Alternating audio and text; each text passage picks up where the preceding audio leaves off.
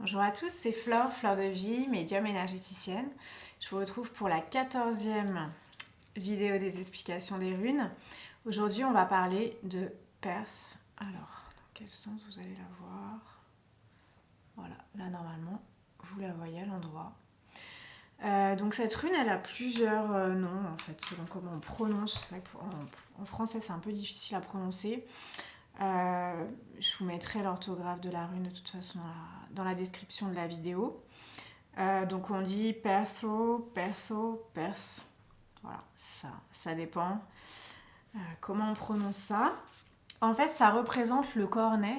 Vous voyez là, si on la met comme ça, on voit un peu mieux. Le cornet à dés qui sert à tirer au sort. Cette rune, elle indique en fait tout ce qui est jeu de hasard.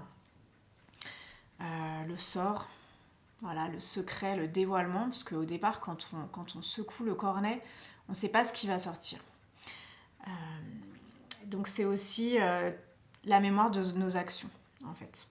C'est la rune qui symbolise le destin, la destinée et le paradoxe, en tout cas les deux forces qui s'opposent un petit peu dans cette idée, c'est-à-dire les contraintes extérieures et notre libre arbitre. Comment est-ce qu'on arbitre ces deux forces-là dans notre vie?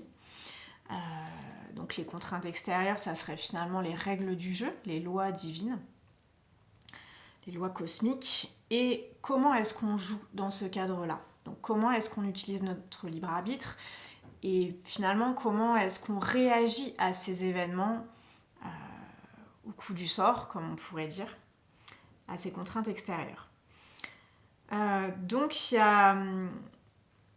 y a cette idée de loi de cause à effet. Je parlais tout à l'heure là, des lois divines, c'en est une. Finalement, c'est comprendre quel est le sens aussi du karma, c'est-à-dire comprendre que tous nos actes ont des conséquences, et même si on va plus profondément, toutes nos pensées ont des conséquences sur nos sensations, nos sentiments, nos réactions et nos actions. Du coup, notre monde est créé par nos pensées. Donc c'est arriver à percevoir sans se culpabiliser quelles sont les conséquences, quelles sont les actions qu'on a générées, qu'on a matérialisées dans notre vie, du fait de nos pensées, de nos croyances, de nos positionnements, etc. On récolte ce qu'on a semé. Voilà, ça c'est vraiment, cette rune-là, elle nous l'indique. C'est aussi la rune du dévoilement, comme je disais tout à l'heure. Dévoilement des forces en présence, des annonces. C'est aussi la rune de la connaissance ésotérique, donc tout ce qui est caché. Et cette rune, elle va nous apprendre le discernement. Elle va nous apprendre à développer nos dons de clairvoyance pour aller au-delà des apparences. Ça me fait penser là au 5e accord Toltec, qui est de toujours mettre en doute les apparences, de ce qu'on voit, toujours aller derrière pour aller trouver une vérité, et encore et encore et encore, toujours plus proche de la source du divin. Donc si on tire cette rune à l'endroit, Perth, elle indique une chance à saisir, mais qui va demander aussi un engagement d'autre part. Comme je disais en divination, tous nos dons peuvent être favorisés, clairvoyance, clairaudience, médiumnité. Ça peut aussi indiquer une aide extérieure, un guide qui va être là sur notre chemin, mais qu'il va falloir aussi reconnaître, discerner. Un peu comme les dieux grecs qui apparaissaient dans la vie des mortels, mais souvent ceux-ci ne les reconnaissaient pas parce que soit c'était une vieille femme ou un enfant, alors que finalement c'était Zeus qui avait pris une apparence mortelle.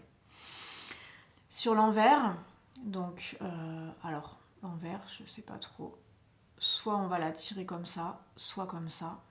En tout cas, toute autre position autre que l'endroit.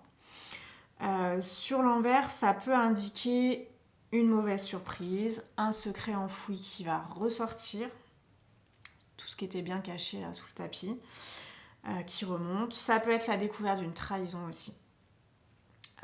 En tout cas, il y a un risque de perte. Et un risque aussi que finalement les conséquences de nos actions passées nous rejaillissent un petit peu à la figure. Donc cette rune, Perth, elle nous enjoint vraiment de prendre conscience de l'importance de nos pensées, d'assumer pleinement nos actes, car c'est nous-mêmes qui créons notre réalité. Finalement, c'est savoir comment jouer avec les cartes que la vie nous donne.